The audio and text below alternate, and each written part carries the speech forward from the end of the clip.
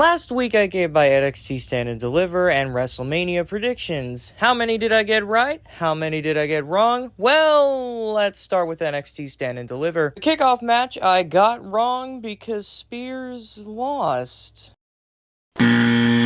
Nah, it's fine, it's fine. And the real show started with the NXT tag team match between Axiom and Nathan Frazier versus the Wolf Dogs, Braun Breaker and Baron Corbin. And I also got this wrong. They retained! We are 0 for 2. This is not looking good for me. By the way, I don't necessarily remember the correct order for all of these matches. It was a lot of matches after all, so I'll just, highlight them as I go. Next, I believe, was the NXT North American title triple threat, and I got this one right. Big Oba Hours retained. You love to see it. Kind of. Sorry, Dijak, please don't ratio me. So I'll highlight the 6-woman tag between Thea Hale, Fallon Henley, and Kalani Jordan versus JC Jane, Izzy Dame, and Kiana James. I actually remembered all their names this time. Don't come after me. You know who you are. I said Thea Hale and crew would win, and sure enough, they did. So we are 2 for 2. I am back in the game. The NXT Women's Championship match between Lyra Valkyria and Roxanne Perez. I also got right. I believe that Roxanne was winning, and sure enough, she did. 3 for 2. I am now on the winning side. If you're wondering why I'm not commenting on the match quality or anything, oh, don't worry.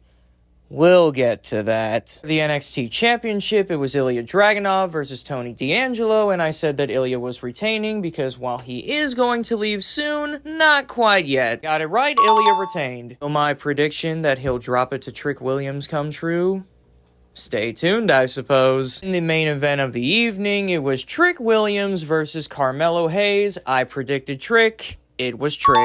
Therefore, the final score for the NXT Stand and Deliver predictions is 5 for 2. I only got 2 wrong, and one of them I'm kind of upset about.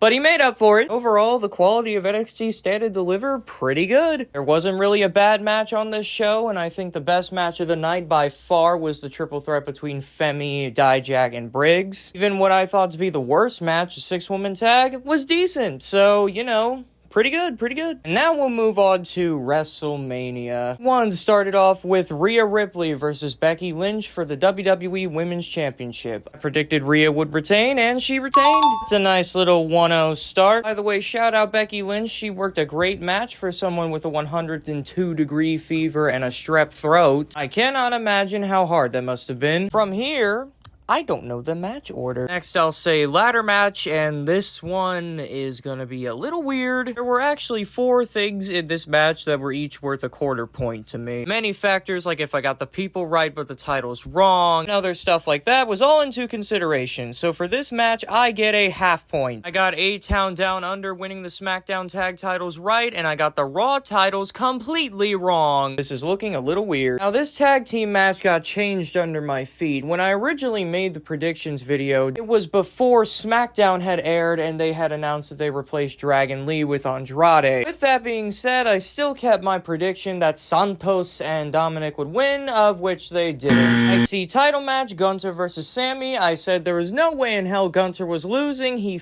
lost. Oh dear, it's not looking too good for me. Jimmy versus Jay, Yeet versus No Yeet, second worst match on the card. I got Jay winning though, so at least the match quality doesn't deter from the fact of me getting predictions right. I don't even know what I'm saying anymore. Carry on. Jade, Naomi, and Bianca versus Damage Control. I got this one right, so that's another point for me. Also, welcome to the big stage, Jade Cargill. Hope you enjoy your time. And finally, the biggest tag match in WrestleMania history. And I got it right. Roman and Rock won. So the final score is 4.5 for 2, because when I originally recorded this audio, I accidentally did it in fraction form, not record form. So I'm gonna have to complete some mistakes. Carry on. With that being said, I think that tag match was the worst thing on the card. Yeah, this one you're staring at right now, oh my god. Before I rant about it though, I just want to say Gunther, 666-day title reign. Satan.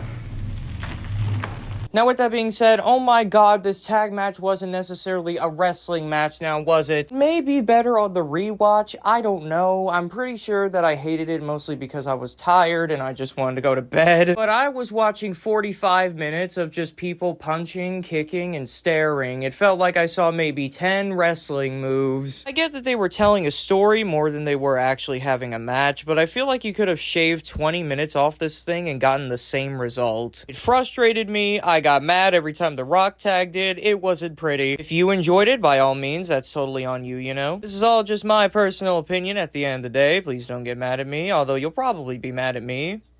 And again, that's totally fine. But I hated this match, and yeah, that's the end of my rant. Mania Night 2, we started with the WWE World Heavyweight Championship between Drew McIntyre and Seth Rollins, and I got this one right. Drew won. However, Damian Priest did cash in, and in my personal opinion, this isn't counting towards the prediction tally. If you're mad about that, which I know one of you is, then deal with it. So we have Bobby Lashley and the Street Profits versus the Final Testament. They didn't tell me that Bubba Ray was going to be the ref, so that's an L for me. Then Logan versus Kevin versus Randy, that's another L because... God, why? Also, why was IShowSpeed there? I don't even want to bring that dude up. For the WWE Women's Championship for real this time, we have Bayley versus Io Sky. I predicted Bayley. I got it right, so that's another point for me. Let's go. Also, that was a great match, by the way.